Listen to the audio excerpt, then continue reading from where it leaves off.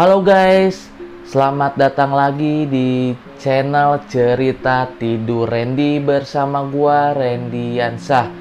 Nah, untuk video kali ini gua bakal ngebahas skandal-skandal korupsi para pemimpin negara dengan jumlah yang cukup besar ya. Jadi gua ambil cerita ini tuh dari salah satu website. Kalau memang nanti ada kekurangan atau kelebihan dan juga kesalahan, ya tolong dimaafin ya, jangan sampai gua kena masalah. Karena memang cerita ini gua ambil dari salah satu situs yang bisa dibilang cukup meyakinkan ya. Jadi untuk selanjutnya langsung aja kita masuk ke videonya. Kalau kalian suka sama channel gua, jangan lupa untuk di subscribe, like, share, dan juga komen, oke? Kasus yang pertama datang dari negara Peru guys. Presidennya yang bernama Alberto Fujimori. Jadi sebenarnya dia ini salah satu presiden di Peru ya, dan sekarang dia sudah menjadi mantan presiden. Dia merupakan salah satu presiden paling korup di dunia.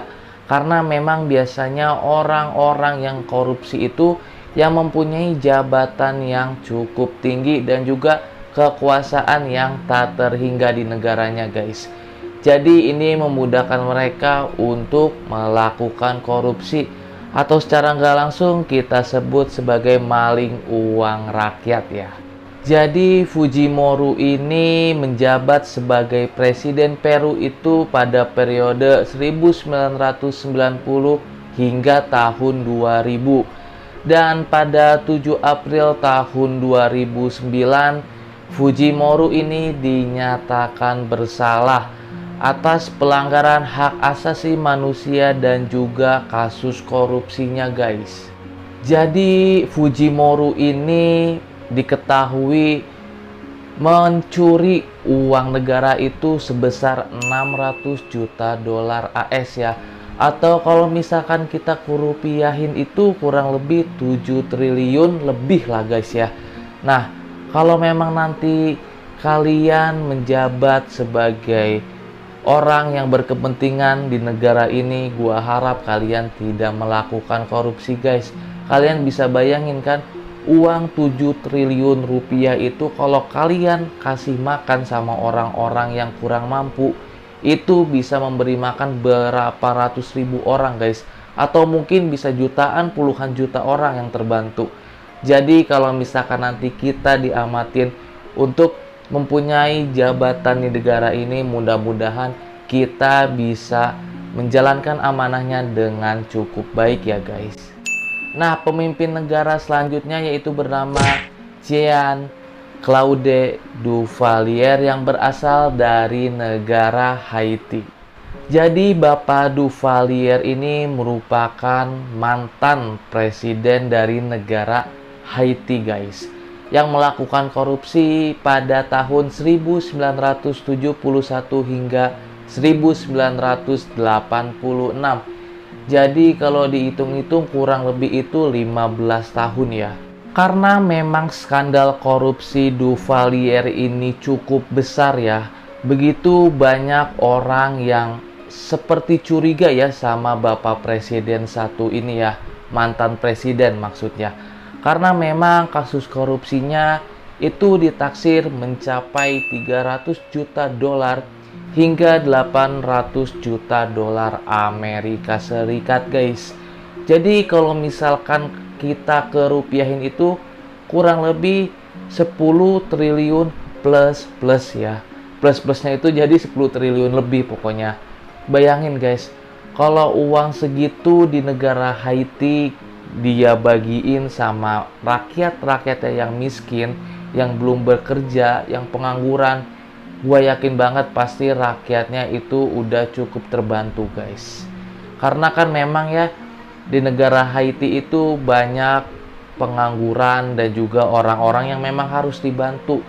Seharusnya dia menjadi presiden itu memberikan contoh yang baik bagi rakyat-rakyatnya, bukan meraup uang rakyat dengan cara mencuri dari mereka, guys. Selanjutnya bernama Slobodan Milosevic yang berasal dari Serbia, Yugoslavia. Jadi Slobodan ini mantan presiden juga ya, guys. Dia menjabat dari tahun 1989 hingga tahun 2000. Nah, di masa jabatannya yang 11 tahun ini, Slobodan itu melakukan korupsi yang sangat banyak banget yang merugikan rakyat dan juga negaranya. Gua kalau misalkan cerita-cerita gini tuh gua miris banget ya.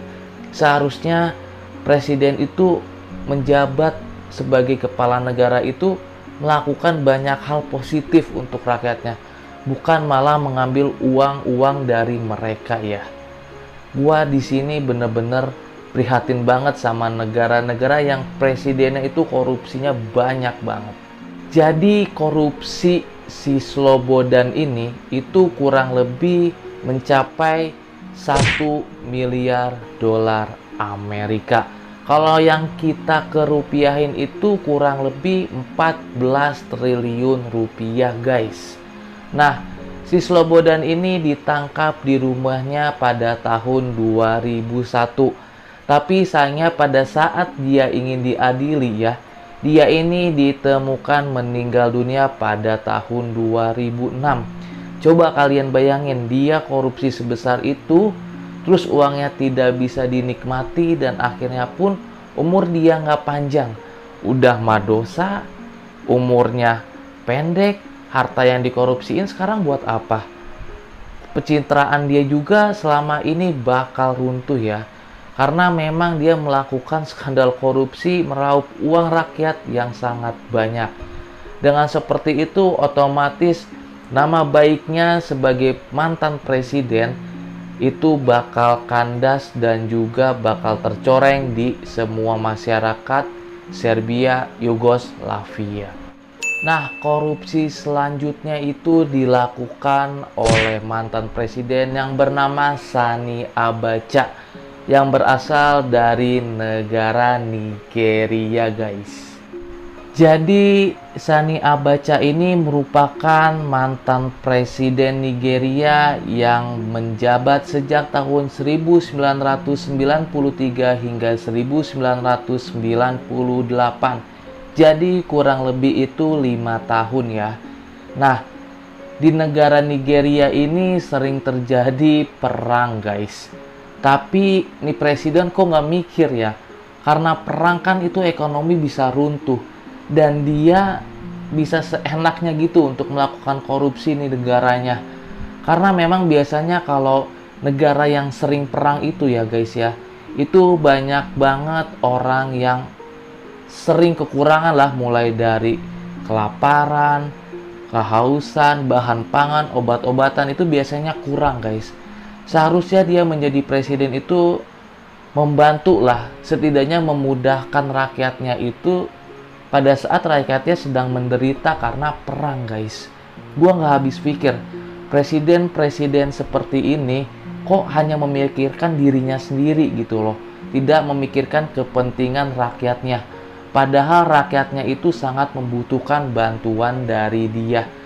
Nah, contoh presiden seperti ini sangatlah tidak baik ya guys. Jadi kalau menurut gua, presiden-presiden kayak gini harus banget dipenjara dan juga dikasih pelajaran biar kapok gitu loh. Korupsi yang dilakukan oleh Sani ini tidak tanggung-tanggung guys. Itu sebesar 2 sampai dengan 6 miliar dolar AS. Jadi kalau misalkan dirupiahin itu kurang lebih sampai 66,5 triliun rupiah guys. Kalian bisa bayangin ya, uang segitu di saat ekonomi sedang runtuh itu bisa sangat membantu banget. Tapi dia malah melakukan kekuasaannya itu dengan hal yang tidak baik, malah mencuri uang rakyatnya sendiri.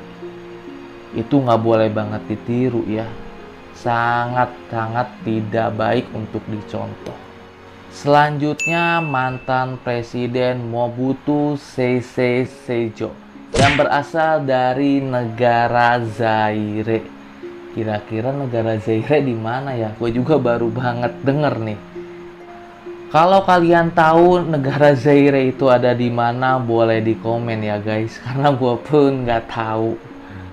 Jadi CC Seijo ini menjabat presiden di Zaire itu selama 32 tahun guys. Yaitu pada tahun 1965 hingga 1997. Dengan kekuasaannya itu dia malah mencuri uang rakyatnya atau korupsi sebesar kurang lebih itu 5 miliar dolar AS atau kurang lebih 60 triliun plus ya. Gua bener-bener bingung banget sama kepala negara yang kayak gini. Zaire itu pada saat itu tuh mempunyai utang yang sangat banyak guys. Malah kalau dihitung-hitung hutang negaranya itu sama dengan sebesar korupsi yang dilakukan oleh CC Seijo. Berarti utang negaranya juga kurang lebih 60 triliunan lah ya.